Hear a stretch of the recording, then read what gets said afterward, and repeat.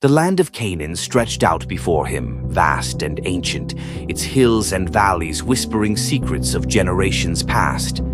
Jacob, the grandson of Abraham, the son of Isaac, was returning home after years of exile.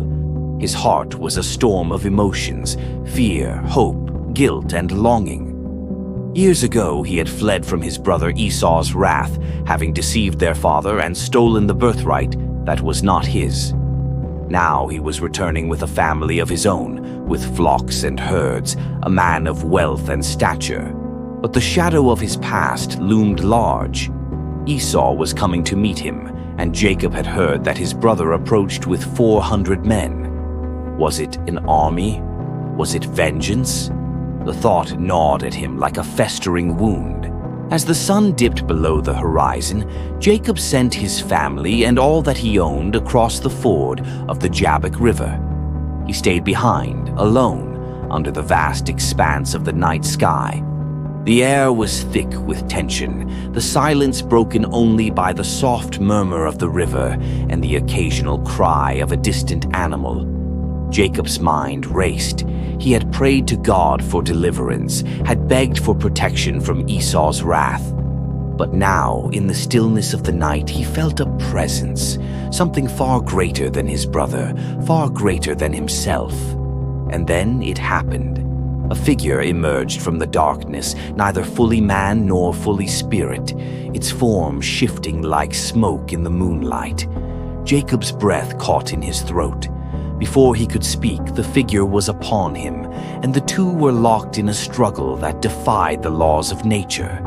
The ground beneath them seemed to tremble as they wrestled, their bodies twisting and turning in a clash of mortal and divine.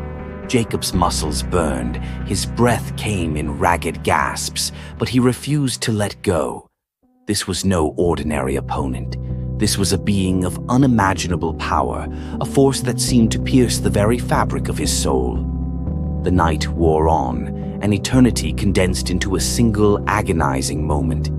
The figure struck Jacob's hip, and a searing pain shot through his body, but still he clung on. "Let me go," the being demanded, its voice echoing like thunder in the stillness.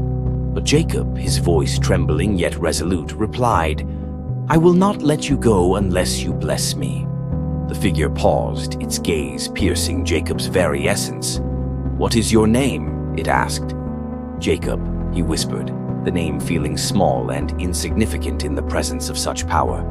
"Your name shall no longer be Jacob," the being declared, "but Israel, for you have struggled with God and with humans and have prevailed."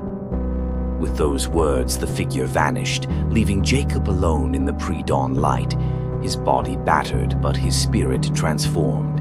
He limped away, the pain in his hip a constant reminder of the night he had wrestled with the divine.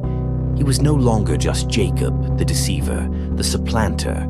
He was Israel, the one who had faced God and lived to tell the tale. And as the first rays of sunlight broke over the horizon, Jacob, Israel, knew that his life would never be the same.